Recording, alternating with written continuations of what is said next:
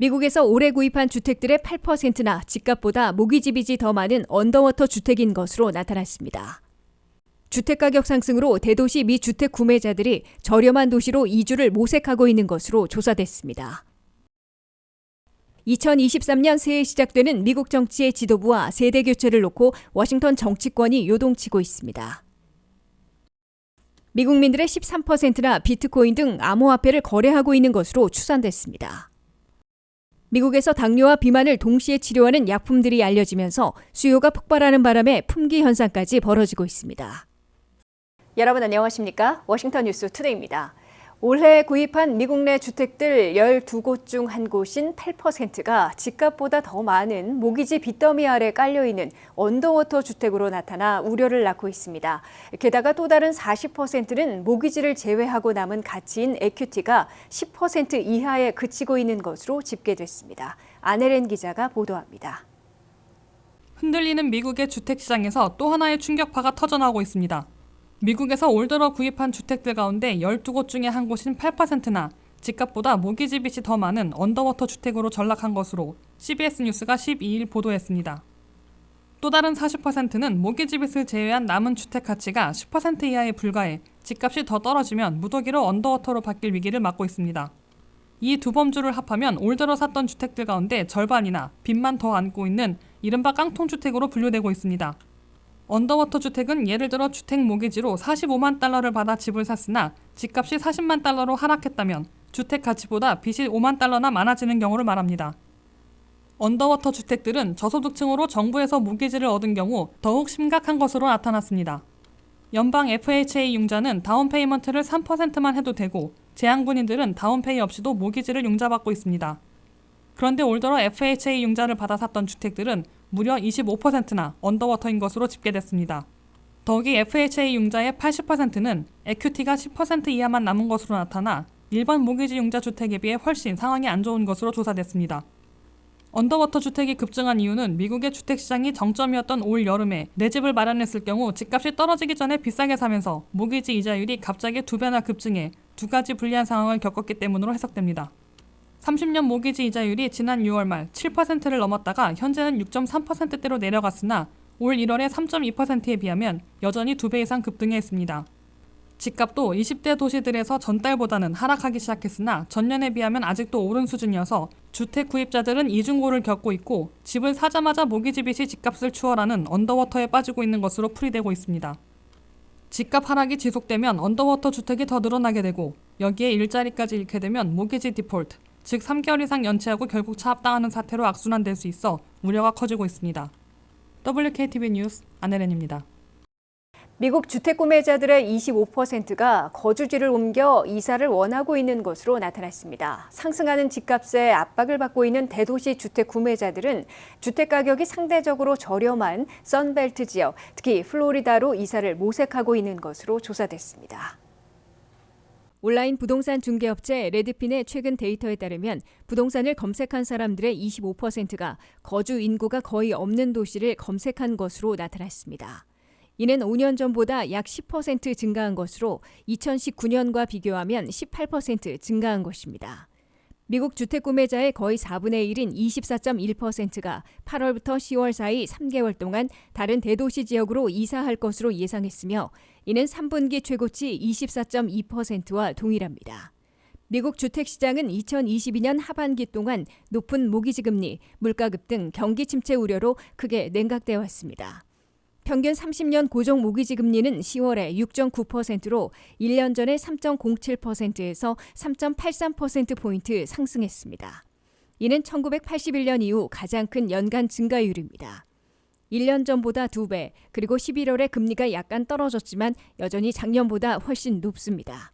이 때문에 주택 구매자들은 선벨트, 특히 플로리다로 이사하려는 것으로 나타났습니다.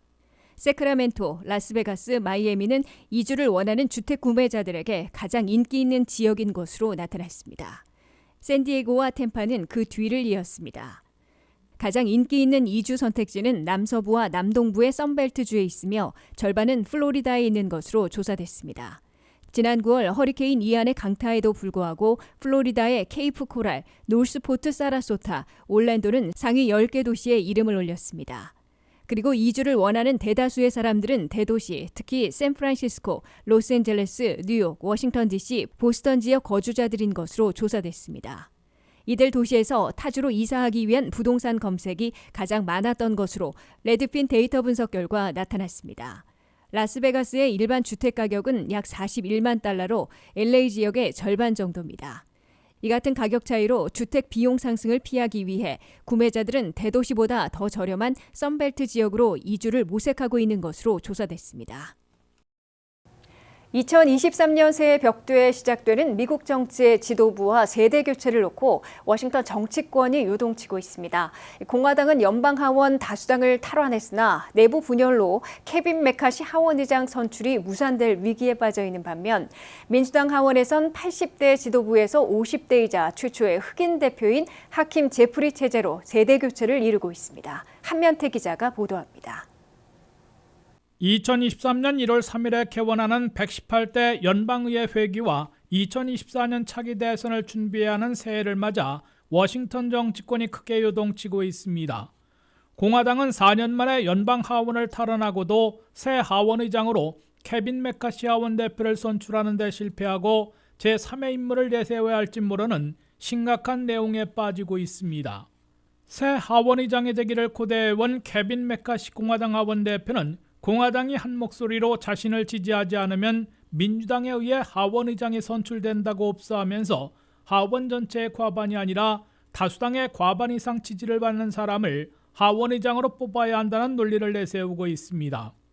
케빈 메카시 하원 대표는 새해 1월 3일 하원의장에 선출되려면 전체의 과반인 218명의 지지를 얻어야 하는데 공화당 하원의원 222명 중에 5명만 이탈해도 미달하는 상황에서 이미 6명이 반대표를 던질 것이라고 공표해 꿈이 깨질 위기에 내몰려 있습니다.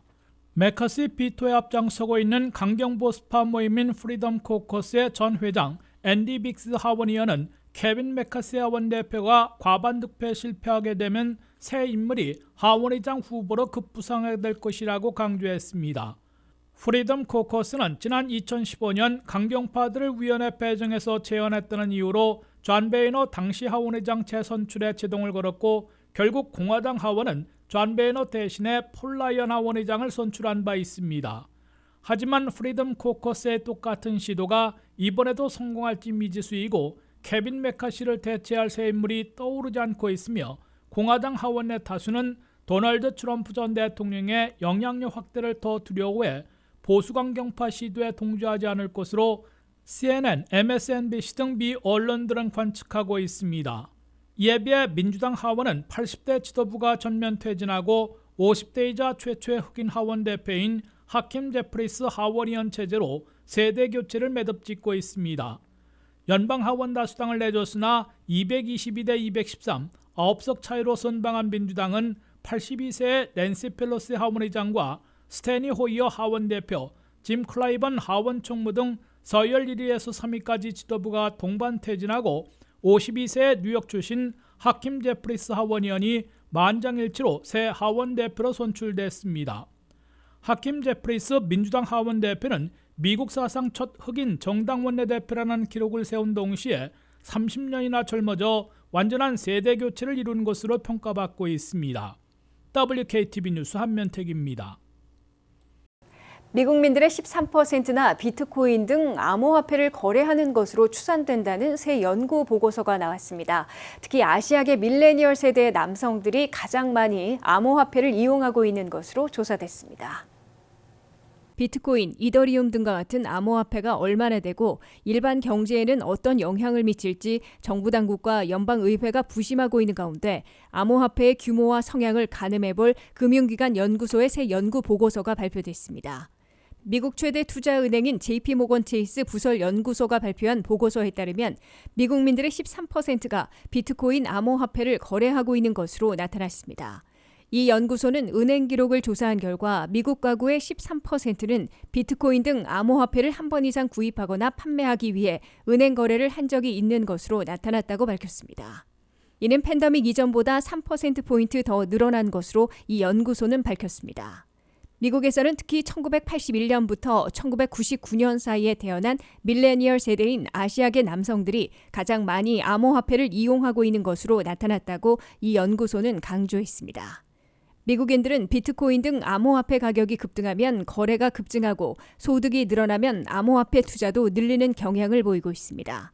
그렇지만 미국에서는 아직 비트코인 등 암호화폐에 본격 투자하는 사람들보다는 대다수는 재미삼아 하는 것으로 분석됐습니다. 이 연구 보고서는 가장 많이 몰려있는 중위 암호화폐 거래액은 $620에 그치고 있는 것으로 밝혔습니다.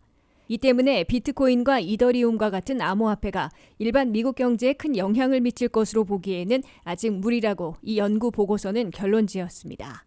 미국을 비롯한 지구촌 전체에서 암호화폐는 2만 2천여 개가 있으나 실제 거래되고 있는 곳은 9,300여 개로 꼽히고 있습니다. 지구촌 전체에서 3억 명이나 암호화폐를 이용하고 있으며 18,000여 개의 사업체가 결제 수단으로 암호화폐를 받고 있습니다. 전체 암호화폐의 규모는 8,300억 달러나 되지만 하루 24시간 거래 금액은 550억 달러인 것으로 추산되고 있습니다. 20대 암호화폐 가운데 4곳은 달러화 기반인데 그중에서도 가장 큰 곳은 비트코인으로 3천억 달러 규모인 것으로 알려졌으며 2위는 이더리움으로 1,500억 달러 이하인 것으로 추정되고 있습니다. 하지만 대표적인 비트코인의 가격은 지난해 절정기일 때 43,900달러까지 치솟았다가 현재 17,000달러로 폭락해 있어 대부분은 손해를 보고 있는 것으로 월스트리트 저널은 경고했습니다. 미국에서 당뇨와 비만을 동시에 치료하는 약품들이 알려지면서 수요가 폭발하는 바람에 품귀 현상까지 벌어지고 있습니다. 당뇨와 비만, 심장병 등을 함께 갖고 있는 경우 보험 커버를 받을 수 있으나 체중 감량으로만 사용하려 할 경우 보험 커버를 못 받아 한 달에 $1,000 내지 $1,300나 지불해야 할 것으로 나타났습니다. 안혜린 기자가 보도합니다. 미국에서 당뇨와 비만, 동시치료제가 수요 폭발로 품귀 현상까지 빚고 있는 것으로 CBS 뉴스와 악시오스 등이 보도했습니다. 당초 당뇨약으로 개발돼 판매되고 있는 오젬픽과 체중 감량 약품으로 승인받은 웨고비 등이 당뇨와 비만을 동시에 치료하는 데 효과가 있는 것으로 알려지면서 수요가 급증하고 있다고 CBS 뉴스는 전했습니다. 미국민들은 3명 중에 1명꼴인 73.6%나 과체중, 비만으로 분류되고 있으며 11%가 당뇨병에 시달리고 있습니다. 예전에는 비만 치료제와 당뇨약이 별도로 판매됐으나 오젬피크나 웨고비는 당뇨병 환자에 주입한 결과 체중도 감량하는 데 큰 효과를 보고 있는 것으로 CBS와 악시오스는 밝혔습니다. 오젬피크나 웨고비를 주사 맞을 경우 다른 비만 치료제보다 15%는 더 체중을 줄이고 있는 것으로 의료진들은 밝히고 있습니다. 오젬피크나 웨고비는 일주일에 한 번 주사로 인체에 주입하고 있는 처방약으로 FDA의 사용 승인을 받아 처방되고 판매되고 있습니다. 이 의약품들이 당뇨와 비만 치료에 동시 효과를 보고 있다는 소식이 알려지면서 수요가 급증해 약품 구하기 어려워지는 품귀 현상까지 빚고 있다고 CBS 뉴스는 전했습니다. 이 때문에 실제로 이 당뇨병 치료제가 시급한 당뇨 환자들이 어려움을 겪고 있는 것으로 미 언론들은 지적했습니다. 이 처방약들에 대해 건강보험사들은 당뇨와 비만, 심장병과 수면무호흡증을 함께 겪고 있는 환자들이 구입할 경우 건강보험 커버를 승인해주고 있는 것으로 알려져 있습니다. 그러나 단순한 과체중이나 비만에서 살을 빼기 위해 이 처방약들을 구입하는 경우 보험 커버를 해주지 않고 있는 것으로 나타났습니다. 보험 커버를 승인받지 못하면 한 달에 $1,000 내지 $1,300의 약값을 본인이 지불해야 한다고 미 언론들은 밝혔습니다. 또한 이 처방약을 주입할 경우 메스꺼움이나 변비에 부작용을 겪을 수 있다고 경고되고 있습니다. WKTV 뉴스 안혜린입니다. 이상으로 워싱턴 뉴스투데이를 마치겠습니다. 시청해주신 여러분 고맙습니다.